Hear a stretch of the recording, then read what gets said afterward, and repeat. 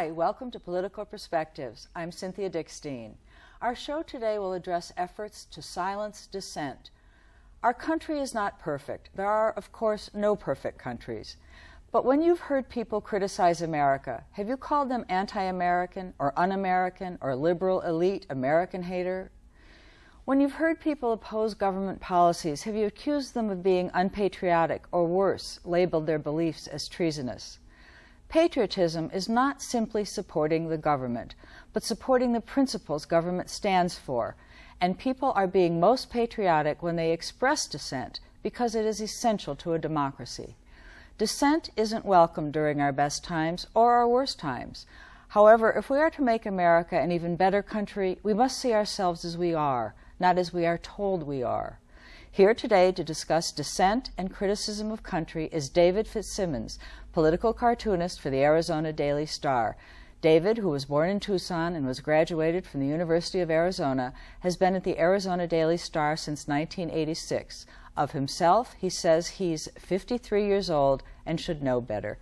Dave, welcome to Political Perspectives. Thanks for being with us. Delighted to be here, Cynthia. Thank you for having me. Okay. You're our first guest in the new year and in the new America that we have since the inauguration of President Obama.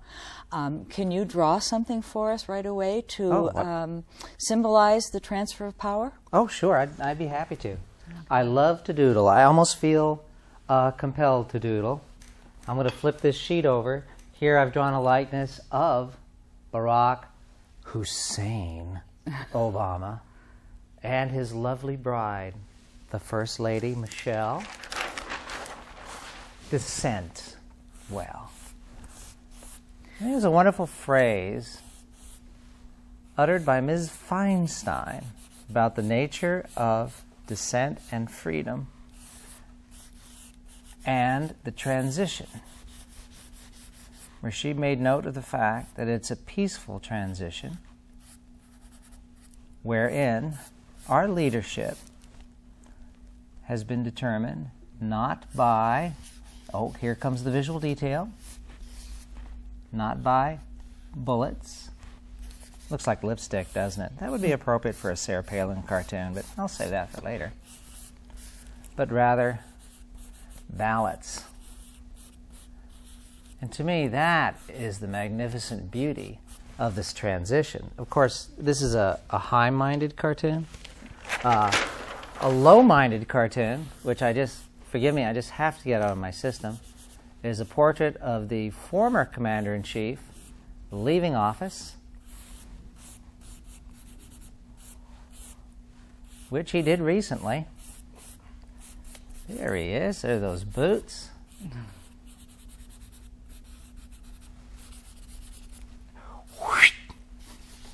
Flying back home to the People's Republic of Texas. Oh, thank you, Dave. Oh, my pleasure. It really does symbolize what we're all hoping for, which is that dissent won't be such a problem in this administration. How do you see your role in terms of dissent, your role as a political cartoonist? Oh, my role? That's a curious question. That's a very good question, because I ask myself that question almost daily when I set out to express an opinion on the editorial page, because the framework within which I work is this: mainstream media, family newspaper, daily newspaper in a medium-sized community. Set against my politics, which are privately highly irreverent. So from time to time, I will censor the metaphors, the allegories I will use so that they will be tasteful. But I'm very fortunate in that my views are permitted to be expressed pretty much day in, day out. Very few instances I can recall where I've actually been censored. I think that's because my views are in harmony with the Star, which traditionally has been a liberal to moderate voice in southern Arizona, which makes it unique. Mm-hmm. And there's a sense among my colleagues that we want to protect that voice, mm-hmm. particularly in these times. Do you ever self-censor in terms of topic? Oh, yes. I self-censor myself in some instances where I'll be discussing religion, for example, which I'm very opinionated about because I'm a secular humanist. I'm an atheist. I grew up Roman Catholic. My mother was a Protestant Christian. I'm respectful of religious beliefs. The issue, I think, came to a head during the Muhammad cartoon controversy, where I'd get lots of letters and calls taunting me to draw a cartoon of Muhammad. And I wrote a column arguing that I really didn't feel moved to because I felt any controversy surrounding that imagery would have obscured whatever kind of point I might have been making. And making a point about the absence of freedom of expression in some corners of the world, particularly on the other side of the world, is not really making the most of my ink. What was fun about the Muhammad controversy, I have to tell you, speaking on a panel, I met some students from the other side of the world, and one of them accompanied me to Student Union Lounge, where we caught one of my favorite shows, which is The Simpsons. And he just rarely watched The Simpsons. And I asked him what he thought of it, and he's disgusted. Because The Simpsons makes fun of sex, which is intimate and sacred, makes fun of politics, those are private beliefs, it makes fun of religion, it makes fun of race, and he was so offended, and I just was so happy to note, hey, stick around, because South Park's coming up next. And, but that's an interesting part of the role of humor in Dissent. Do you think it allows you to get away with more? Do you think it is more effective in making your point? In some instances, it's more.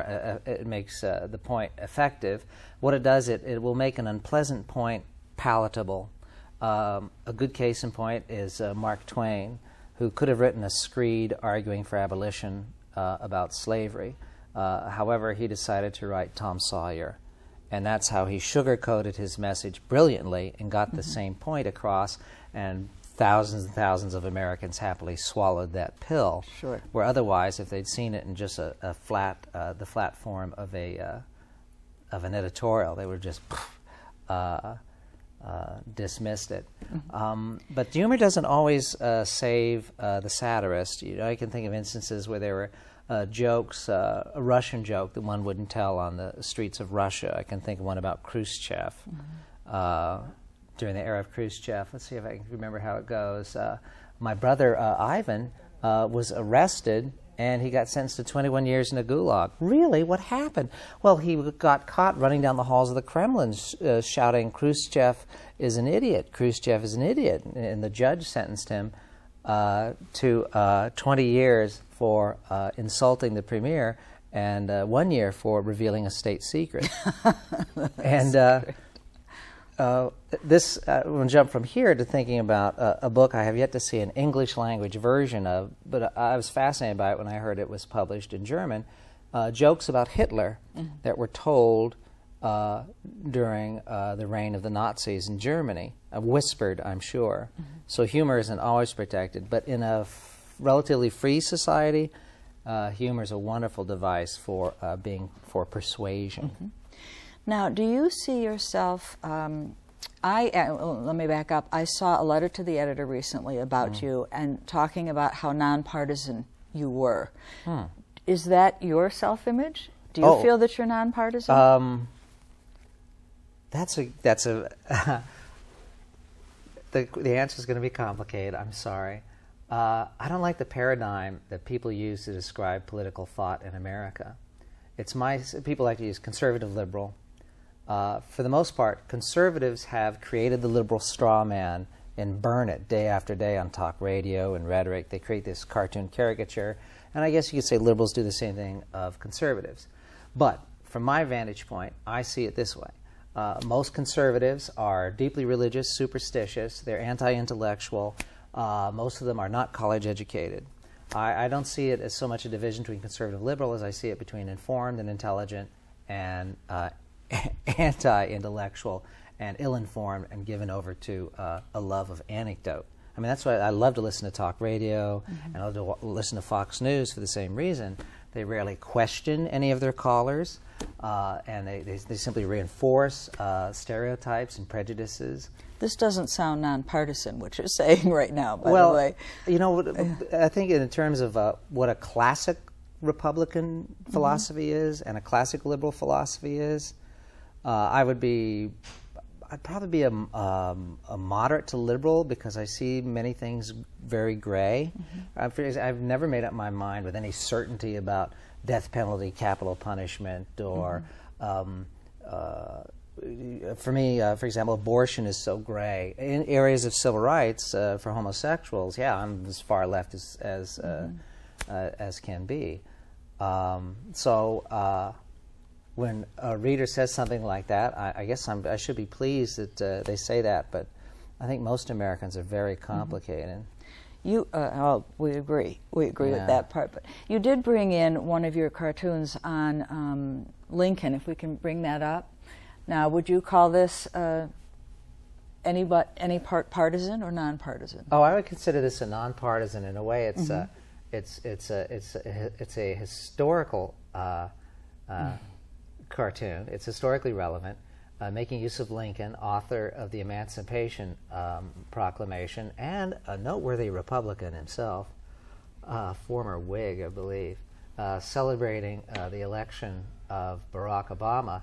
And from my perspective, Lincoln was a marvelous writer and a thinker, even though he was reared on the frontier, and a curious intellect. And that's another area where I see resonance between President Obama and President Lincoln. So I was happy to use the image of Lincoln celebrating. Got lots of interesting mail, a fair measure of hate mail from right-wingers. Hey, Lincoln's a Republican. What are you doing using a Republican image? Whatever. When I get letters like that, I simply encourage those folks to go outside, take a deep breath, enjoy the day, go for a walk. Don't you have something more troubling to worry about? Of course. You also brought in a second cartoon that we should put up on the stage that is, I think, more partisan. And this one has, yes, this is great. Oh, yeah. My friends, it's all in your head, says John McCain to start it off. And then the elephant says, whiners, let them eat cake. Of course, embodying the attitude of Phil Graham, who made a similar remark about Americans deluding themselves about the nature of the sinking economy. And then George Bush saying, I don't have a magic wand. I think... and these are the compassionate conservatives. These are the compassionate conservatives. Now, one could say I'm being terribly partisan, but from my point of view as well, I would argue among my friends who are moderate, pragmatic Republicans, that their party is in the midst of a painful civil war because they lost the heart of their party to religious zealots and shallow thinkers. And John McCain, I thought perhaps he might be a voice to reform his own party, but instead he cowered and trembled before the might of the Limbaughs and the Hannitys. So, you're mentioning talk radio here and the right-wing talk radio, and they play into something that is a really integral part of our topic today about dissent and their demonizing of dissent. And I think they're so successful at it because there's a certain proportion of Americans, and maybe it's the same in every country, but certainly it's clearly here, who have to believe that America is the best country in the world. They don't really believe it, though. Well, I don't know. How often do you hear, one of the things that we hear is, this is the best place to live, and yet I compiled some statistics here. Business Week ranked places in terms of best quality of life. Zurich rated #1, and the best place in America was Honolulu to live at number 28. And then in Economist magazine published another study. Ireland was rated as the best country to live in, with the U.S. ranking at 13th. And yet you hear people angry very often when, if I will say, well, there are things about America that maybe don't make it the best place. Maybe there are other places, let's even say equally as good, and they cannot go there. And that has always been a curious attitude. I don't understand that. Well, I do understand it. I think that's the voice of authentic, real America, the voice of anti-intellectual, go with my gut, deeply religious, don't care for eggheads America speaking. I, however, believe that there's a dichotomy and a paradox and a kind of duality, that within that same American, there also beats the potential for an individual who, with a level of understanding, may actually have sufficient faith in the idea of America, the constitutional revolutionary idea of America, that they will see through their faith in the strength of that idea that dissent, vigorous dissent, is not only healthy for America, it's what makes America, from my perspective, a great place to live, because dissent shouldn't frighten an American who has faith in their constitutional republic. To me, if you are frightened of dissent, that means you don't have faith in your constitutional republic. Interesting. It's like an individual who burns witches at the stake because they're afraid that those witches will somehow harm their God up in heaven. Well, their God in heaven is not very strong then. Is that God, in fact? And for me, that's the case with people who fear dissent. And, you know, Jefferson, to me, who's like a deity, you know, he argued that revolution should almost be institutionalized in terms of a regularly recurring event. And he said it's the manure that feeds the tree of liberty. And and he was right. I mean, their vision was that our nation would be a tumultuous, changing, vigorous place, rather than what it had become, I think, over the past 20 years, which is just sort of a, I don't know, a land for redneck hill people. Well, I think I agree with what you've said, and I think part of it, too, is that there is a confusion in people's minds between patriotism and nationalism. And I think that the people that we're talking about who cannot tolerate dissent, they're very nationalistic. And that's where America being the best country in the world comes in, that you have little tolerance, little awareness, little respect for other countries. Yes. And patriotism is a good thing. Nationalism resulted in Hitler. And so I don't think maybe they didn't get the proper education in school, in their civics classes, or maybe they're not getting proper guidance from politicians who go up there and say, we live in the best country in the world. We live in the country with the best health care in the world. Well, clearly we don't live in the country with the best health care. And how are we going to get it and fix it if we don't admit that first? But oh, dear.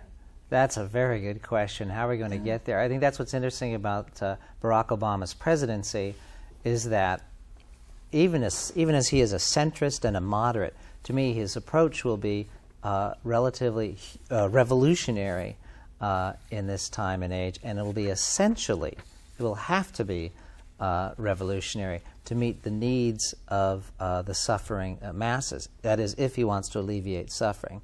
The voices, the irony, you know, the definition of dissent is so much fun because you listen to talk radio and, well, they sound like they're the voice of dissent, but no, for the most part, they're apologists for the status quo, criticizing those who are actually intellectually curious, you know, as being un-American, as you would describe.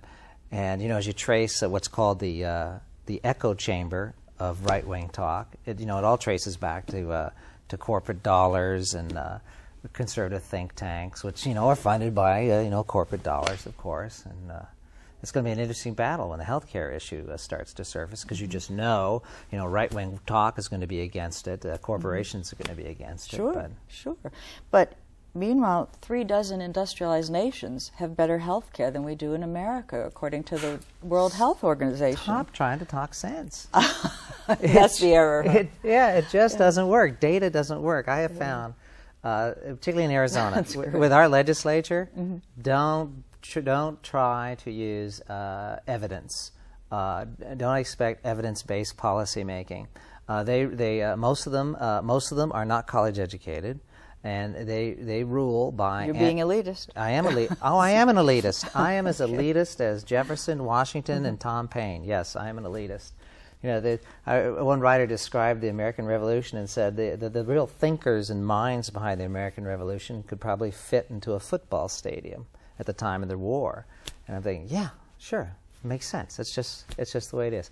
Yeah, I am a horrible elitist because I've met folks who aren't elitists, or who would love to call others elitists, and I find them frightening. They are one goose-stepping black boot away from a brown shirt, as far as I can see it. And I'm much more afraid of right-wing extremism and fascism than I am afraid of, liberal extremism or far-left extremism. I think it's far more dangerous when it emerges from the right. Well, of course it is, and yet they are so quick to label. I mean, one of the words that I hate is eco-terrorist. Anybody who's an environmentalist and disagrees with the savaging of our wilderness suddenly is an eco-terrorist. I mean, it's sort of like war on drugs, war on this, war on that. We're a very belligerent country. And now we have to, terrorist is the word of the day. And so people get labeled that, and that is the right wing who does the labeling. I don't know of too many cases where the left, other than calling right wing nuts. That's the first one that comes, the only one actually that comes to mind. I think that's the gift of the right wing think tanks that have been funded since the era of Nixon. All those wonderful conservative thinkers and writers who spawn these talking points, and entertainers like Rush Limbaugh and Sean Hannity who coined these catchphrases. And what they're describing is what I called earlier the liberal straw man that doesn't really quite exist. Now, for example, our current president, President Obama, is being held up against that standard of the liberal straw man. And if you follow the news, it just won't quite match up or come into clear focus as a template that works, because it's always been a false and absurd template. Now, I encounter it often from people who write angry letters or talk to me on the phone, or who want to email me to talk about cartoons. The simple language, the anecdote, the I'm un-American, or I'm not patriotic, or because I question the Iraq War, I would get lots of interesting emails from people who had say that I was a friend of terrorism and that I was anti-American. And then for those folks, I will always try to be polite and point out that in my family history, there's probably over 100 years of collective time, blood, sweat, and tears given by my family in uniform, fighting to protect the United States from our genuine threats. But there's something else curious about the reactionary right-wing attitude. It really taps into anger. And mostly it's blue-collar, low-wage, uneducated people who are frustrated and angry, and they're fairly illiterate, and for some beautiful reason, they just tap into this stuff.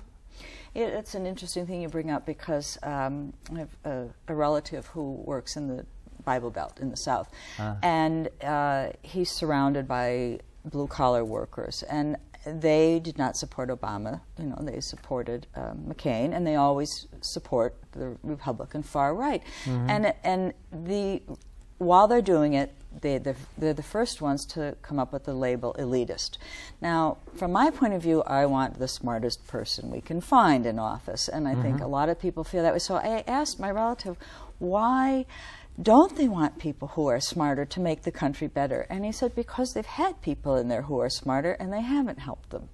So they think if they get someone in there who they can relate to, their life might be better. It was really the first time I understood that. But it is an interesting way of thinking about it. But I'm thinking that maybe our education system is at failure here, because we teach memorization. We teach passing tests. We don't teach really to think. And it's people who think who are the least quick to call people names or be so knee-jerk, which they always call liberals. I was very lucky. Growing up in an Air Force base, my family, lower middle class, it was simply the blessing of my father force-feeding me Walter Cronkite, current events, quizzing me, forcing me to be a critical thinker, and to ask these questions. What's interesting about blue-collar supporters of, say, the McCain candidacy was the joke, I think, of that here's a man who's a multimillionaire. He married an heiress. He owns numerous homes, portraying himself as salt of the earth, when in fact, for the state of Arizona, can you name me what he's done for Arizona in all his years as a senator here? Mm-hmm. Zip, really. He's just a platform for him. Sure. I think we've had an elitist discussion. I'm sure it would be called that by the blue collar that we're talking about.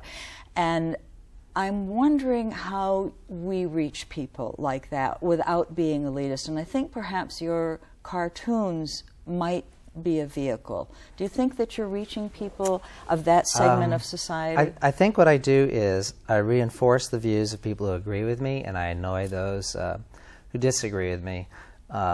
2 years ago, I was at an event in Florida, and I had lunch with a CNN pollster named Charlie Cook, and he said something that made me laugh. He said that, you know, in my polling, liberals remain liberals, conservatives remain conservatives. The two groups that change are the ill-informed and independents. Very good. I think we need to leave it on that note. Time goes by very quickly, I'm sure, and it's been wonderful having you here, Dave. Thanks so much. Oh, my pleasure. And thank you for joining us, and I want to leave you with the customary quote by Edward R. Murrow, as you probably know, American broadcast journalist, who said, "We must not confuse dissent with disloyalty. When the loyal opposition dies, I think the soul of America dies with it." Thank you for joining us. And thank you.